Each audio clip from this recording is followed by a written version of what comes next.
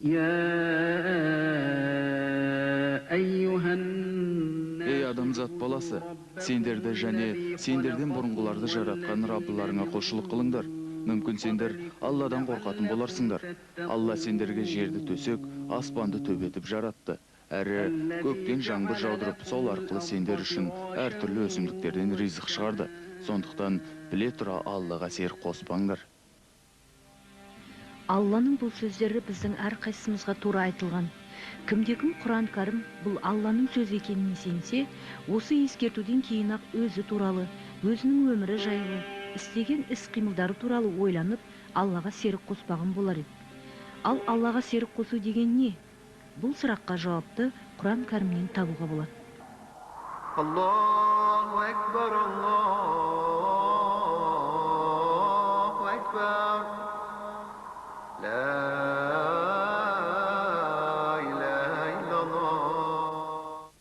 Біздің күнделікті өмірімізде, тұрмысымызда ежелден, сонау ата-бабаларымыздан келе жатқан ескі әдет-ғұрыптар бар.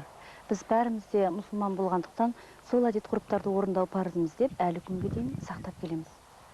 Бірақ та олар дұрыс па, бұрыс па, олар жөнінде Құран кәрімде не делінген? Ол жөнінде әрине біле бермеуіміз мүмкін.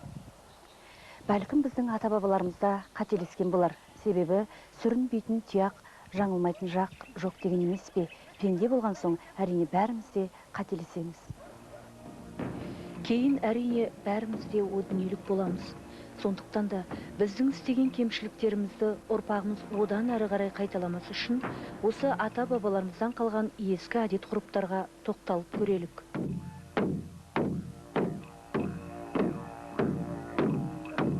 Қазақ жерінде ислам діні келгенге дейін әртүрлі діни наным-сенімдер болды. Тәңірге табыну, зороастризм, шаманизм. Олар қандай мән-мағынаға ие болды?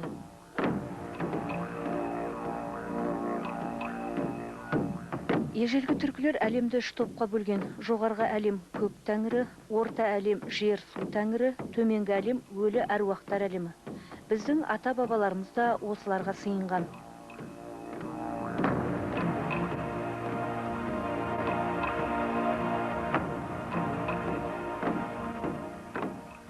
Ежелгі діни наным-сенімдерде адам өлгеннен кейін де өмір сүреді. Өлген адамдардың рухы жер бетіндегі тірілерге, олардың күнделікті істерінің жақсы болуына көмектеседі деген. Міне осыдан барып аруақтарға үлкен құрмет көрсету, сыйыну пайда болды. Құран кәрімнің 35-ші сүресінің 14-ші аятында Алла тағала бізге мынаны ескертеді. Егер өлілерге жалбарынсаңдар, олар сендердің дауыстарыңды естімейді. Егер де олар естісе де, сендерге жауап қайтара алмайды. Қиямет күні олар сендердің ортақ қосқандарыңнан бас тартады. Алладан басқа сендерге ешкім хабар бере алмайды. Ежелгі түркілер өзен, дала, тау, орман, яғни табиғаттағының бәрінің өз иесі бар деп сенді. Және де соларға сыйынып табынатын болған. Қазақтарда да киелі жерлерде өсіп тұрған ағаштарға шүбірек жыртып байлау ғұрпы бар. Алла тағала Құран кәрімде былай деген.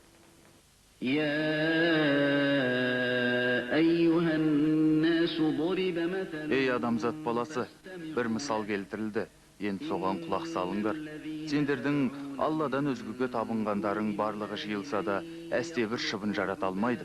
Сондай-ақ егер шыбын олардың бір нәрсесін алып қашса, одан оны құтқара алмайды. Өйткені сұраушы да, сұраған да нашар.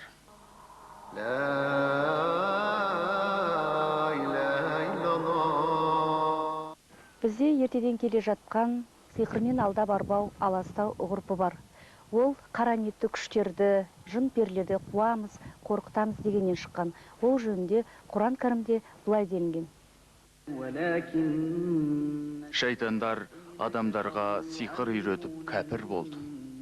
Сендерге келген ақиқатты сөйтіп айтасыңдар ма? Бұл сиқыр ма? Сиқыршылар бақытты болмайды. Бізде сүйектен, қасқырдың тісінен, үкіден тұмар тағу ертеден келе жатқан әдет. Сондай-ақ жауырынға қарап бал ашу, құмалақ салу, тұмар тағу күні бүгінге дейін сақталған.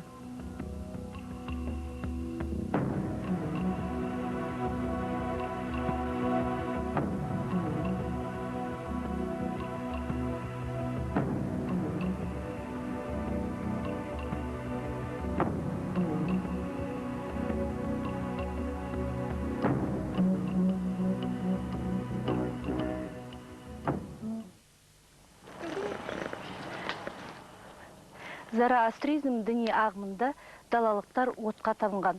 Олар от құдайы Ахура Мазда және олардың 6 көмекші құдайлар бар деп, соларды пір тұтып, соларға сыйынған. Осы отқа табынудан қалған сарқыншақтар біздің қазақта да сақталған. Мысалы, келін түскенде болатын тойда келінді, енесі отқа май құйып қарсы алу дәстүрі, отқа шелпек пісіріп, оны өлген аруақтарға бағыштау, наурыз көже пісіру, міне осының бәрі бізге сол зороастризм діни наным сенімдерінен қалған.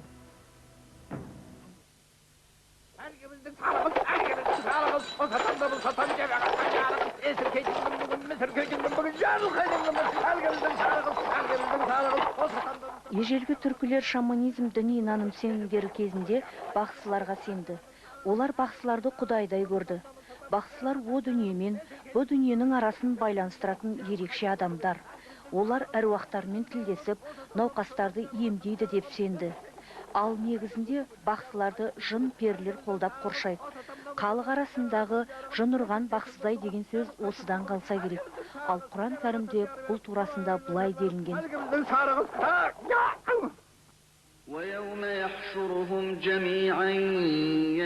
Оларды тұтас жинаған түні, әй жын тобы, адамдарды азғырып көбейттіңдер делінеді. Олардың адамдардан болған достары, Раббымыз, бір-бірімізден пайдаландық, бізге сен берген мерзім жетіп келді дейді. Аллада орындарың тозақ, онда мүлде қаласыңдар, бірақ тек қана Алланың қалауы болады.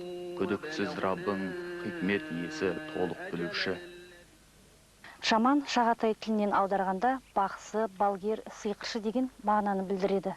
Бақсы науқасты емдерде қобызын сарнатып, даңғырақ ағып, науқастың тәніне қонған жын перілерді қуам деп, тіпті кейде науқастың иесінде шығарған. Әруақтарды шақырып, оларменен тілдесеміз деп, әруақтарға арнап қара тауық, қара қой сойғызып садақа бергізген. Бейіттерге түнеу, әруақтарға арнап шырақ жаққызу сол кездерде пайда болған.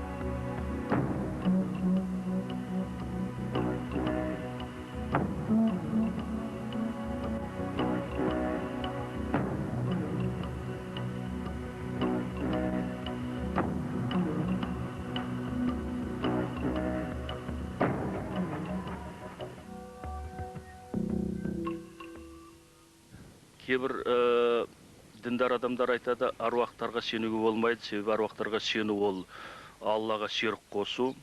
Аруақтарға сенген, аруақтардан медет тілеген адамдар күнәһар болып есептелінеді дейді. Кейбірлер тіптен аруақ жоқ, яғни о дүние жоқ деп есептейді. О дүниеге сенбейтін адамдар ол шайтанның шатпағы, шайтандар сөйлеп тұр, жын сөйлеп тұр деген өзінің көзқарастары бар. Ал енді ол шын әруақ екенін, ол шайтан емес екенін, сол деректерді растайтын көптеген дәлелдер бар. Жалпы Құранда, егер түбегейлі зерттеп, ішінен жағы деректерді тереңірек іздейтін болсақ, жалпы рухқа қарсы, аруаққа қарсы айтылған сөздер жоқ сияқты. Тек қана аруақты жоғары қойып, Алладан үстем етіп көрсету болмайтын туралы сүрелерде айтылған. Ол нақтылы ондай жағы мәліметтер бар Құранда. Әруақтарға сенбе деген сүрелер жоқ сияқты дейсіз, демек сіздің өзіңіздің де әлі күмәніңіз бар ғой, толық әлі Құран кәрімді оқып жетік білем деп айта алмайсыз. Енді қазір әр сүрені есте сақтап, мысалы айтатын жағдайым жоқ.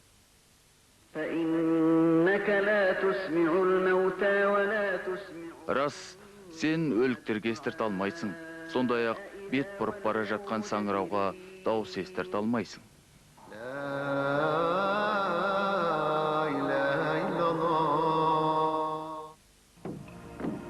Бүгінде Қазақстанда исламды мойындап, имандылыққа бет бұрған нағыз мұсылмандардың саны көбейіп келеді дейміз. Әйтсе де қазір исламға жат ескі әдет ғұрыптар қалмай келеді. ол елімізде емші бақсы балгерлердің қаптап кеткендігінен. Себебі олардың емдеу тәсілдері өзгермеген. Сол баяғы әруаққа сыйыну, молаларға түнеу, киелі жерлерге шүберек байлау. Қазір тіпті Қазақстандағы әулиелер басына зиярат жасауда көбейіп кетті. Ақ жол деген халқымыз Алланың жолы, халқымыздың бәрі ақ жолға түссін, Алла жолына түссін. Мына мұсылмандық жолын әрқашанда сақтау керек. Сол үшін ақ жол, барлық адамдарға ақ жол тілеймін. Алланың жолы сізіңше осы бүкіл әулие әмбиелерді аралап солардан тілек тілеу ғой, е? Иә, әмбе әулиелерді аралап тілек тілеу керек. Өзіңіз не тілек тілеп келдіңіз? Денсаулық тілейміз. Ақ жолға енді жолымыз бала шағамның жолы ашылсын деп, дені сау болсын деп, осылардың бақытты болсын деп, соны тілеп келдік. Сол мына атаның арқасында Құдайға шүкір, міне өзіміз жолымыз ашылып, балаларымыз да имандыққа келіп, өзімді имандыққа келіп, сөйтіп жүрміз. Рахмет, бірінші мінекей осы Мелиса атаның арқасында осы кісі қаншама адамды, қаншама жолдан шыққан адамдарды имандыққа кіргізді. Міне көзім көріп отыр бір жылдан бері қаратай. Соған өзі осы уақытқа шейін сенбеген, енді сеніп, енді осы мойны сұнып, өзім де сол имандыққа келіп отырмыз. Бала шағам, даже ұлым да имандыққа келіп, мінекей ұлыммен бірге келіп. Мойныңызда көп тәспі тағып алыпсыз, соны түсіндіре аласыз ба, не себепті? Неге тақтыңыз? Бұл тәспіқті енді аталар берген тәспіқ. Қандай аталар? Арыстан бабата, Қауқар ана, Ахмет Ясауи, Әбіләзім, солардың берген тәспіқтары, Қараша шаналардың берген тәспіқтары. Мен енді оны өзі осы жасыма келгенше өзімде қасиет бар екенін білмеппін де. Сөзін шыны көріп. Сол осы атаға келіп, сол қасиетім ашылып кетті. Берді деп отырсыз ғой жаңа. Өлген аруақтар қалай берді сізге? Енді аруақтар білмеймін, енді өзімде түсінбеймін қалай берген. Қалай алдыңыз мына тәспіқтарды? Бердім саған, мойныңа қададым. Ата бата алып береді ғой. Сонда айтады, осында тәспіқ бердім, өкімді қададым, тұмарымды бердім. Сендердің Алладан өзгеге құлшылық қылған нәрселерің сендер, әрі аталарың атаған құраттары ғана. Алла оларға табынуға байланысты еш дәлел түсірмеген. Үкім Аллаға ғана тән. Ол өзіне ғана құлшылық қылуларыңды бұйырған. Міне осы топ-турадын. Бірақ адамдардың көбі білмейді. Осы ақ жолға алып келіп жатырсыз, адамды не мақсатпен, қандай тілекпен? Енді мына ақ жолға, енді мына 70 жыл мына орыстың есінде жүрдік та, халқымыз бұзылып кетті. Арақ ішіп кетті, наша тартып кетті, наркоман болып кетті. Енді соларды Алланың күшімен имандылыққа келтіріп, намаз оқытып, сөйтіп мына бойын тазалап, рухани бойын. Сөйтіп мына әулиелердің басына алып кеп, енді бізден қалған қалған нелерін осы бірінші Алла, екінші осы әулиенің басында тазалайды. Сол себептен өстіп осы имандылыққа келтіріп жатырмыз. Өзіңіз Құран кәрімді оқисыз ба? Оқымаймын мен, шын айтқанда. Енді қалай сіз мына имандылыққа алып келіп жатырмын, таза жолға салып жатырмын деп, сіз егер Құран кәрімді оқып білмесеңіз, ол таза жол неке қайдан білесіз? Енді Құран кәрімде енді оқығанда кітаптан оқимыз, оны жаттап ала алмаймын мен. Сіз енді адамдарға осыны ақ жолды дәріптеп жүргеннен кейін сіз Құран кәрімді жатқа білуіңіз керек қой. Барып тіпті арабша жаттамай қойыңыз, қазақша мән мағынасын білесіз бе? Оған менің тілім келмейді. Мына Фатиха сүресін зорға дегенді үйрендім өзім. Жоқ, арабша емес, енді бұлай оқып берейін ба? Иә, оқып беріңіз. Аузу биллахи минеш-шайтанир-раджим. Бисмиллахир-рахманир-рахим. Алхамдулиллахи раббил аламин. Малики яумиддин. Ияка нa'буду, ияка наста'ин. Ихдинас сиратал мустақим, сиратал лазина ан'амта алейхим. Хайрул мағзуби валад-далин. Бұл сіз арабша оқыдыңыз не? Енді осы оқығанға Ол қазақшасын білмеймін, қазақшасын қайда. Не делінген сіздің айтып тұрғаныңыз не ол? Алланың енді несі?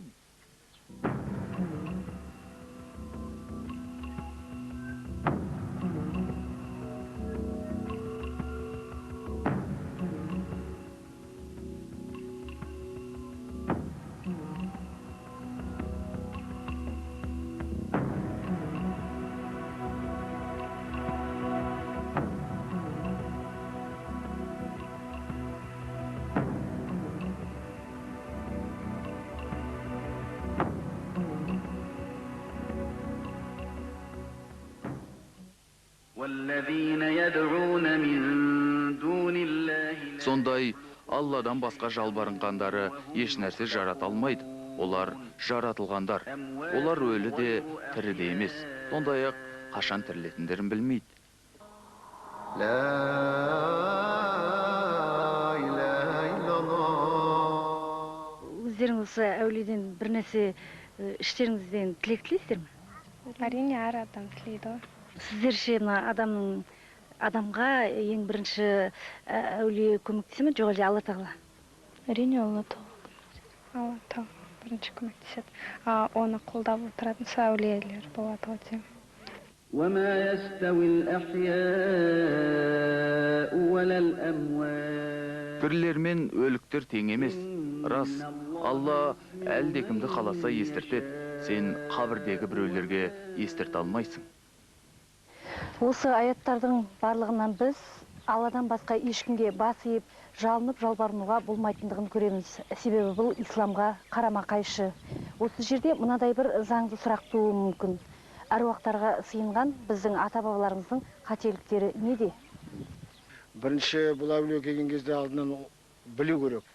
Өзін осы әулие не, бұл дүниеде не қалды, не тарихы бар деп. Содан кейін кішкене түсіну молдау болады. Келгенде өзің сауатын болып не келгенде. Енді бұл жағын бағыштап та келесің, әруағы көтерсін деп. Енді біз исламда әруақтан болмайды, исламда әруақ. Әруақ бұл біздің қазақтың салт дәстүрінде әруақ. Жаңа сіз өзіңіз айттыңыз ғой, исламда әруақ деген жоқ, әруаққа сенбеу керек. Ал сіз өзіңіз неге енді осы әулиелерді, әруақтарды жағалап жүрсіз? Жоқ, әруақ бізде қазақта бір салт дәстүрімізде. Әруаққа сену, ата-бабамызға сену. Ол кісілер қайтыс болғанда әруақ болады ғой. Оған сену біздің қазақтың салт дәстүрі. Сіздің де, менің де ата-бабам сіз сияқты пенде, иә? Сонда оларда дұрыс істеді, олардікі қате емес деп ойлайсыз ба? Жоқ, мына исламда өзінше біз қазақ дәстүріміз салтымыз қашанда болса сақтауымыз керек. Неге енді ол Құран кәрімде исламда жоқ нәрсені біз салтымыз деп сақтауымыз керек? Ата-бабамыздан қалған нәрсе. Енді жаңа мен айттым ғой, бәлкім ата-бабамыз қате шығар, оларды мүмкін біз кейінгі ұрпақ жөндеуіміз керек шығар. Қате емес. Не себепті қате емес? Бұл енді дәлел аламын. Біз менің балам маған сену керек. Мен дүние келтірген мен, шешесі, анасы келтірді. Бізге ата-анаға сену керек. Сіз де пендесіз ғой, мүмкін сіз де қателесетін шығарсыз. Енді мүмкін қателесем, бірақ енді мен ойымша мен айтып отқан дұрыс деп отырмын енді. وإذا قيل لهم اتبعوا ما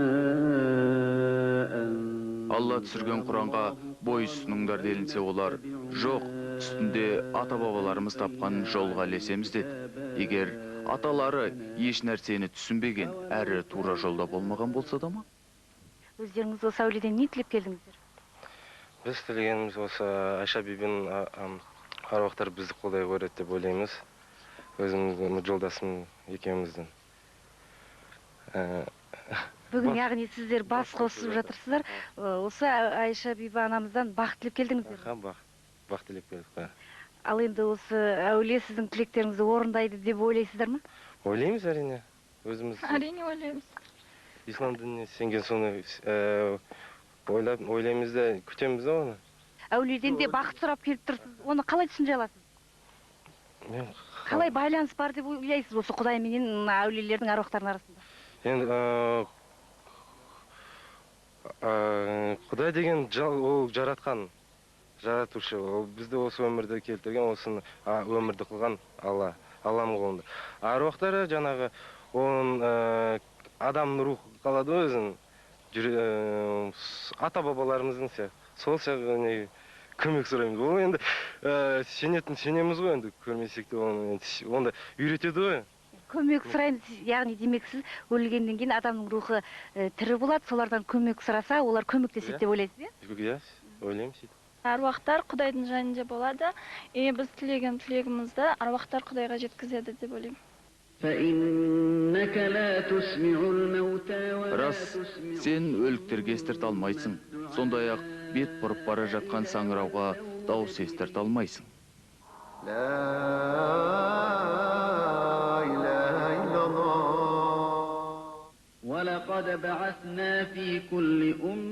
Расында әр үмметке Аллаға құлшылық қылыңдар, Аллаға серік қосудан аулақ болыңдар дейтін елші жібердік. Құдіретті Алла бізді көп құдайшылдықтан, Аллаға серік қосудан аулақ болуға шақырады. Аллаға серік қосу, әруақтарға сыйыну, қабірлерді аралау, құмалақ салу, бағалашу. Бұған байланысты Құран кәрімде бұлай делінген. وَلَقَدْ أُوحِيَ إِلَيْكَ وَإِلَى الَّذِينَ مِن Расында, саған да, сенен бұрынғыларға да, егер Аллаға серік қоссаң, ғамалың жойылып кетеді, оның зиянға ұшыраушылардан боласың деп уахи етілді. Біз осыдан кейін Аллаға серік қосатын болсақ, істеген істеріміздің бәрі бекер екенін көреміз.